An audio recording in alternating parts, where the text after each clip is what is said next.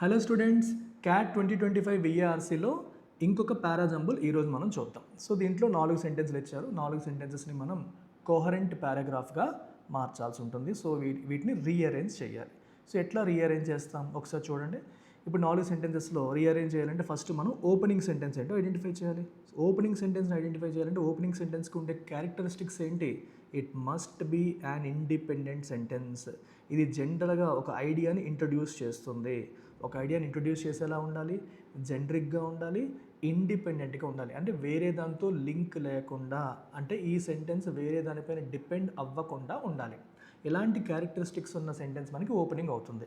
ఎలా ఐడెంటిఫై చేస్తాం? ఇప్పుడు నేను మీకు ఒక్కొక్క సెంటెన్స్ని బ్రేక్ డౌన్ చేస్తాను. ఇక్కడ 4 ఉన్నాయి. నేను ఈచ్ సెంటెన్స్ గురించి మాట్లాడుతూ అయితే అది ఎందుకు ఓపెనింగ్ అవుతుందో చెప్తాను, లేదా అది ఎందుకు ఓపెనింగ్ కాదో కూడా చెప్తాను. ఒక సెంటెన్స్ ఎందుకు ఓపెనింగ్ సెంటెన్స్ కాదు అనే విషయం కూడా మనకి పక్కాగా తెలియాలి. అక్కడే మనం ఎక్కువ నేర్చుకుంటాం. ఇప్పుడు ఫస్ట్ సెంటెన్స్ చూడండి. ఫస్ట్ సెంటెన్స్ మీరు గమనిస్తే, but man, women or otherwise there is no denying that the quality of our life and character will be significantly shaped by the way we handle our anger. So యాంగర్కి సంబంధించింది, anger హ్యాండింగ్కి సంబంధించిందని మీకు అర్థమవుతుంది. కాకపోతే మనం ఎప్పుడైనా మాట్లాడినప్పుడు కానీ అని మొదలు పెడతామో చెప్పండి. మన కామన్ సెన్స్ ఉపయోగించండి. జనరల్గా మనం ఏదైనా ఒక టాపిక్ గురించి మాట్లాడాలనుకుంటున్నాం, ఎప్పుడైనా సరే కానీ అని చెప్పి స్టార్ట్ చేస్తామా? కానీ అనేది ఎప్పుడు వస్తుంది? మనం ఒకటి చెప్పిన తర్వాత దానికి కౌంటర్ చేయడం కానీ, లేదా దానికి ఆపోజిట్ వేరే చెప్పాలనుకున్నప్పుడు కానీ అంటాం. అంతేనే కాదా? అంతేగాని డైరెక్ట్గా కానీ అని చెప్పి మనం ఎప్పుడైనా మాటలు ప్రారంభిస్తామా, స్టార్ట్ చేస్తామా, కన్వర్జేషన్ స్టార్ట్ చేస్తామా? చేయం కదా. సో ఇది ఓపెనింగ్ అవుతుందా? 100% అవ్వదు. రెండోది చూడండి. Once the taboos have been broken, women usually experience letting their fists fly as intensely liberating. Okay, once the taboos have been broken అన్నారు. టబూస్ అంటే అర్థం ఏంటి? సమాజం కొన్నింటిని నిషేధిస్తుంది. ఈ పని చేయకూడదు. ఫర్ ఎగ్జాంపుల్, మగవాళ్ళు ఏడవకూడదు. అదేంటి ఆడపిల్ల ఏడుస్తున్నాం అని చెప్పి అంటారు. సో మగవాళ్ళు ఏడవడం నిషిద్ధం. ఆడవాళ్ళు బిగ్గరగా పబ్లిక్గా నవ్వకూడదు, ఇది కూడా నిషిద్ధం. ఇలాంటి వాటిని ఏమంటాం మనం? టబూస్. అంటే సమాజం నిషేధించేవి. Once the taboos have been broken అన్నారు. అంటే సమాజం కామన్గా నిషేధించేవి, బ్యాన్ చేసేవి, ప్రొహిబిట్ చేసేవి, తప్పు అని స్టాంప్ వేసేవి బ్రేక్ అయిన తర్వాత అన్నాడు. అంటే అర్థం ఏంటి? సమాజం బ్రేక్ చేస్తుంది, సమాజం టబూస్ అనేవి ఎస్టాబ్లిష్ చేస్తుందని చెప్పు ఉండాలి కదా ఎక్కడో ఒక దగ్గర. మనం ఏమీ చెప్పకుండా సమాజం మనకి వేసే ఈ టబూస్ని బ్రేక్ చేసిన తర్వాత అన్నారు. అసలు ఆ టబూస్ ఏంటో మనకు తెలియదు, వేటి గురించి మాట్లాడుతున్నారో తెలియదు. Can it be an opening sentence? No. ఎందుకంటే we don't have the context of taboos. అసలు దేని గురించి మాట్లాడుతున్నారు? సమాజం దేన్ని వద్దంటోంది? ఆడవాళ్ళు ఏ పని చేస్తే తప్పని సమాజం అంటోంది అనే విషయం మనకి ఎస్టాబ్లిష్ కాలేదు. అది ఎస్టాబ్లిష్ అవ్వకుండా ఈ సెంటెన్స్ మనం ఓపెనింగ్ చేయగలుగుతామా? చేయలేం. సో ఫస్ట్ ఏదో మనకు తెలుస్తుంది, ఫలానా పని ఆడవాళ్ళు చేస్తే తప్పు అని సమాజం వాళ్ళకి చెప్తోంది. ఆ సెంటెన్స్ వచ్చిన తర్వాత మనం ఈ సెంటెన్స్ పెట్టచ్చు. కానీ డైరెక్ట్గా ఈ సెంటెన్స్ పెట్టగలుగుతామా? పెట్టలేం. అందుకని ఇది కూడా ఓపెనింగ్ కాదు. థర్డ్ చూడండి. Though this might seem a stereotype, women unlike men who are frequently applauded for unbridled aggression are often socialized to keep a lid on their ire. ఈ సెంటెన్స్ గమనించండి. సో ఐర్ అంటే అర్థం ఏంటి? కోపం. Ire అంటే కోపం. Keep a lid on their ire అంటే అర్థం ఏంటి? కోపాన్ని లిడ్ అంటే మూత. కోపాన్ని అదుపు చేసుకోవాలి, కోపాన్ని కంట్రోల్ చేసుకోవాలి. కంట్రోల్ చేసుకోమని ఎవరు చెప్తున్నారు? ఆర్ సోషలైజ్డ్ అంటే సమాజం చెప్తుంది. అంటే ఎప్పుడైనా సరే ఆడవాళ్ళు కోపాన్ని వ్యక్తపరిస్తే అదేంటి ఆడపిల్లవి అంత అగ్రెషన్ ఏంటి, కంట్రోల్ చేసుకో అని మన చుట్టుపక్కల వాళ్ళు చెప్పి మనం సోషలైజ్ అయిపోయి ఆడవాళ్ళు ఏం చేస్తారమ్మా, వాళ్ళ ఐర్ అంటే కోపాన్ని అదుపు చేసుకోవడం అనేది మెల్లమెల్లగా అలవాటు చేసుకునే పరిస్థితి వస్తుంది. సోషలైజ్ చేసేస్తారు.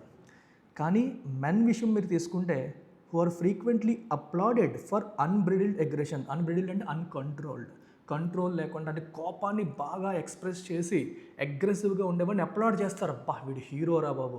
ఎప్పుడైనా చూడండి సినిమాల్లో కూడా మనం ఎవరైతే హీరో కోపాన్ని, అన్యాయం జరుగుతుంటే వచ్చే కోపాన్ని అదుపు చేసుకోకుండా, కంట్రోల్ చేసుకోకుండా వెళ్ళి విలన్ మీద పడతాడు, అలాంటి వాడిని మనం చప్పట్లు కొడతాం. సమాజం కూడా అంతే.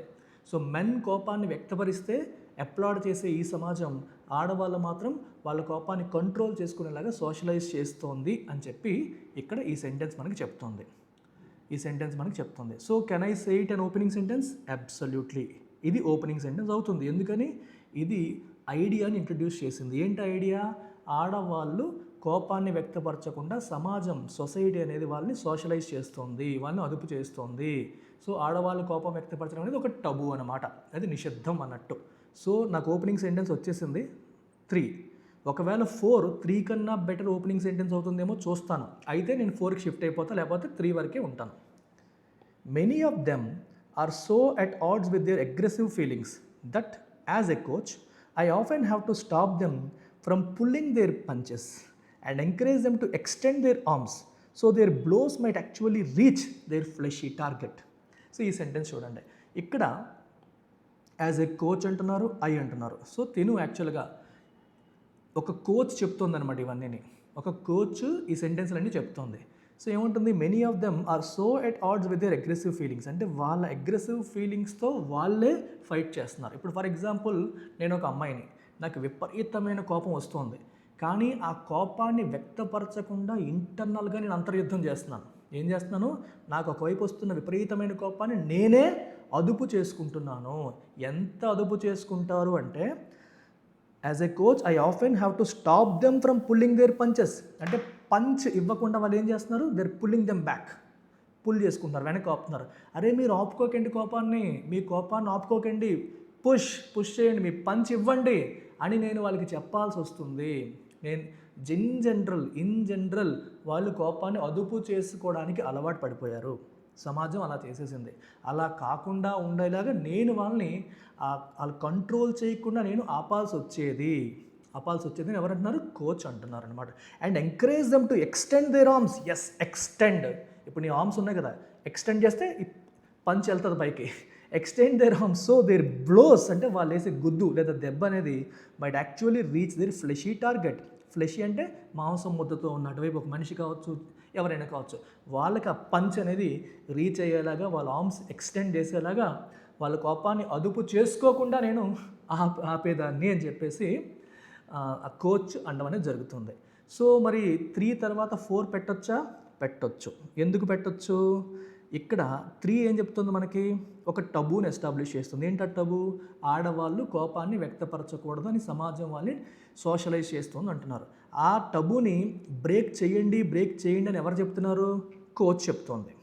యాజ్ ఎ కోచ్ నేను చెప్తున్నాను అని ఆవిడ అంటుందన్నమాట.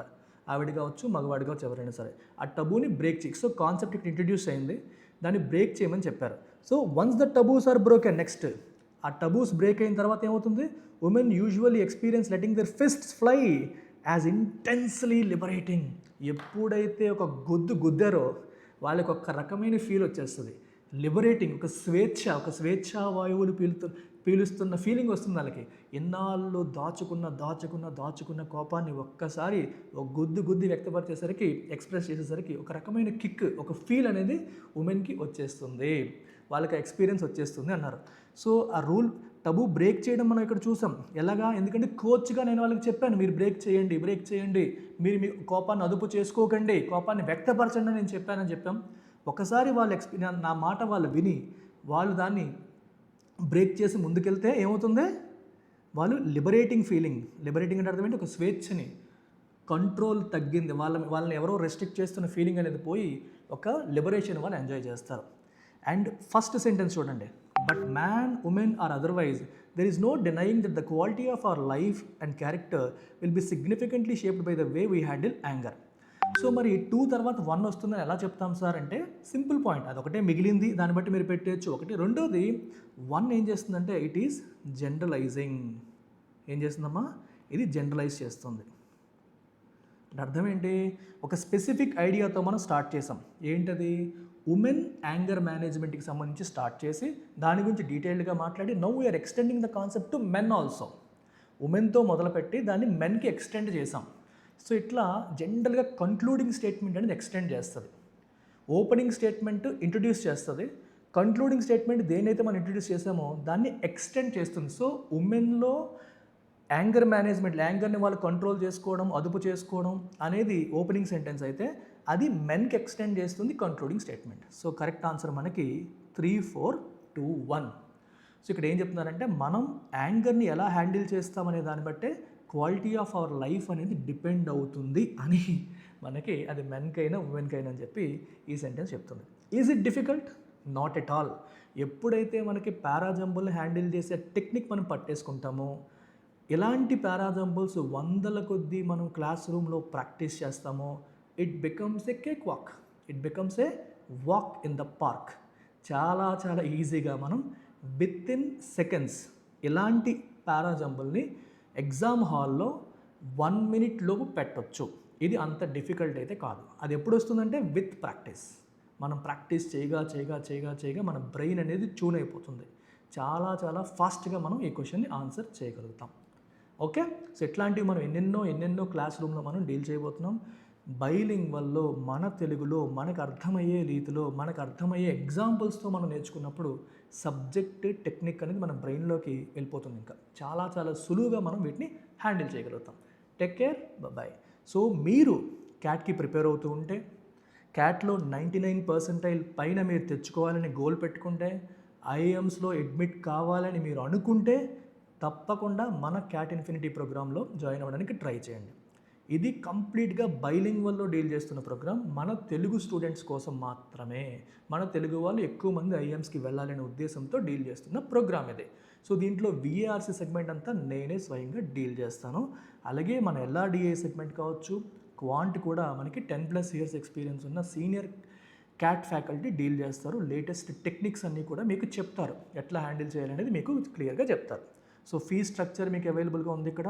అలాగే ఆఫ్లైన్ క్లాసెస్ కావాలంటే ఆఫ్లైన్ కూడా మనకి వైజాగ్లో అందుబాటులో ఉంది. ఇది ఆన్లైన్ ఫీ. ఆఫ్లైన్ ఫీ కోసం మీరు ఇక్కడ కనిపిస్తున్న నెంబర్కి మీరు కాంటాక్ట్ చేయండి. ఓకే, మరి టేక్ కేర్, బాయ్.